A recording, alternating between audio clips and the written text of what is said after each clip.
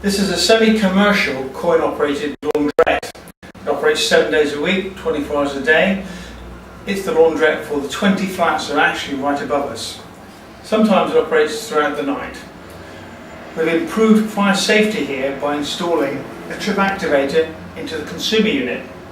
This is operated by a simple smoke detector on the ceiling above it. If either of these appliances overheat, start smoking, the smoke detector will pick it up.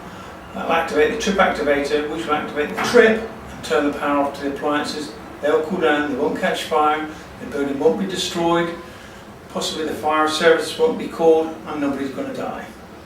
So I'm going to give you a very quick demonstration by pressing the test button on the smoke alarm.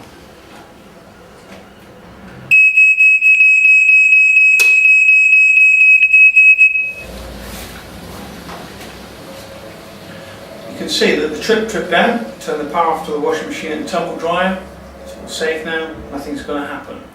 If I were to return and find that the trip had gone off like this, I could see from the flashing light on the trip activator that actually one of these appliances had nearly caught fire. To reset it, I just simply push the trip up like that.